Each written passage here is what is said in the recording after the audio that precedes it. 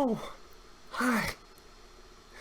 Welcome to the first ever End Times update presented by Pop Dust.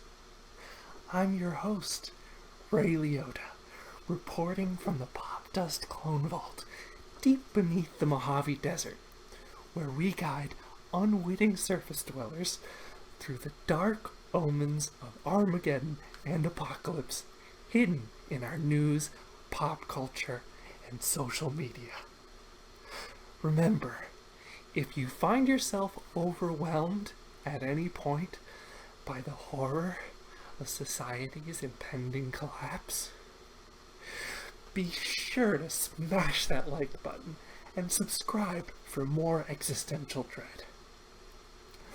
This week has been a great one for terrifying portents of encroaching doom, but what me and all the other clones have been literally abuzz about while floating in electrically conductive goo in our precog vats is the story of the Ever Given, a massive 1,300-foot container ship that was blown off course in the Suez Canal and brought the global shipping industry to a standstill. Confusingly, the Ever Given had the word Evergreen painted across its side, but it turns out that that's not the name of the ship, but the name of the company that operates the ship. Nothing like a little free advertising, eh, fellas? So, it runs aground in the Suez Canal, carrying hundreds of thousands of tons of cargo. There were just ships stranded in the Mediterranean, the Red Sea, waiting to get through one of the busiest shipping lanes on Earth. And all that's there to help it get free is this little tiny excavator that's just digging and digging away at the soil. And you're thinking, how can this little tiny excavator do anything to help free this giant ship? And yeah, no, it didn't do anything. So the ship was just stuck there for days until, like the corporate overlords got together and they used the full force of their satanic powers, calling on the moon itself to raise the tides and lift the Ever Given out of where it was stuck. So now, oil is once again safe to travel the world, powering cars and planes and container ships, and our planet's accelerating ecological collapse.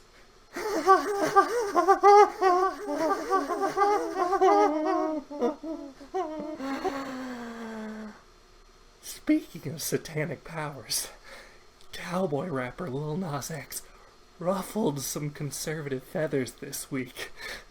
No, not by being a gay black man, but by being a gay black man who is popular and makes art.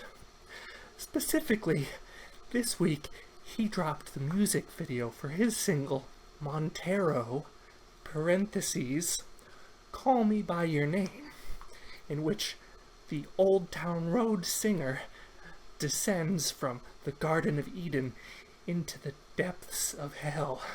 Then he seduces the devil, and he kills him, and he steals his horns. Also, while my clone ears are unable to process music as anything but a tinny, rhythmic screeching that sounds like fragments of my soul crying to be extinguished, I've also been told that the song is a bop. This has predictably caused outrage among the cultural block of people whose entire personality is hating everything cool. From conservative pastor Greg Locke, Man, That song got a cool beat. I'll never be able to listen to it again. Bunch of devil-worshipping wicked nonsense. Pentagram wearing on your Nike tennis shoe 666. You think I'm gonna stand for that? You've lost your mind. To conservative commentator Caitlin Bennett, aka the Kent State Gun Poop My Pants at This Party girl. Lil Nas X also teamed up with the anti-corporate art project / e-commerce commodity fetishism platform Mischief to sell modified Nike sneakers known as Satan shoes, featuring like a pentagram pendant and the number 666, and the air bubble is all filled with red ink and a drop of human blood. In response, Nike filed a lawsuit against Mischief and Lil Nas X, claiming that the company had suffered and continues to suffer and or is likely to suffer damages to trademarks, business reputation, and goodwill that money cannot compensate. Which is either a lie or it's an indication that money itself has developed the capacity to be too good for money, while still being, like, mostly okay with sweatshops, which seems a little weird. In social media news, TikTok star Addison Rae recently released her first single entitled Obsessed. The song has been praised as brilliantly hollow auto-tuned ode to the solipsism and egomania which we must all embrace as the social order devolves into an endless clout chase. Twitter mayor and former model Chrissy Teigen also deleted her Twitter account this week, stating that the platform no longer serves her as positively as it serves her negatively, and adding, "I think that's the right time to call something, though one wonders why God has yet to delete the human race." Also, former Trump ally and Florida Congressman Matt Gaetz, aka the confirmed bachelor / adoptive father of adult son Nestor, was trending this week on social media as a result of a New York Times report that the Trump Department of Justice under Attorney General William Barr had opened an investigation into the congressman regarding whether he had transported a 17-year-old girl not yet a woman across state lines for sexual purposes. I'm not the only person on screen right now who's been falsely accused of a terrible sex act. That was one of the weirdest interviews I've ever conducted.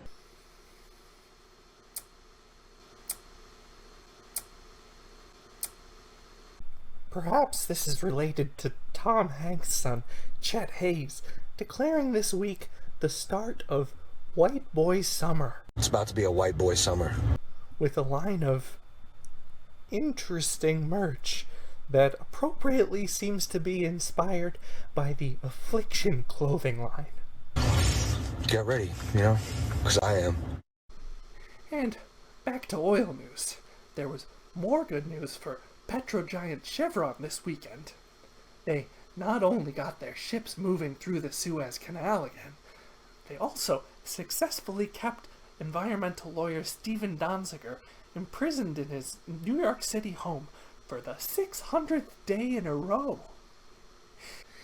In 2011, Donziger helped a group of indigenous Ecuadorian citizens win a multi-billion-dollar settlement against Chevron, except that Chevron has managed to avoid paying those billions of dollars, and they've accused Donziger of corruption, and they even paid an Ecuadorian judge to move his family up to America to testify against Donziger. They've kind of waged a big, expensive legal battle against him, with a real who's who of prosecutors and judges with close ties to Chevron, culminating in a charge of contempt of court when Donziger refused to relinquish his client's data. The maximum sentence for contempt of court is 6 months within the American legal system, but Donziger has now been under house arrest for more than 3 times that long, awaiting a trial for a misdemeanor charge. No doubt, this example produces a powerful chilling effect to prevent other environmental lawyers from standing up to the Fortune 500 environmental terrorist organization. Let's hope that chilling effect is enough to counter global warming. Just kidding, it does nothing. Meanwhile, Chevron and other oil companies continue to convert the surface of the Earth into an uninhabitable hellscape. More good news for people who only live a week before dissolving back into the clone slurry. Anyway, that's all for this week. If the world survives longer than me, we'll send another clone for your next End Times update. Until then, bye!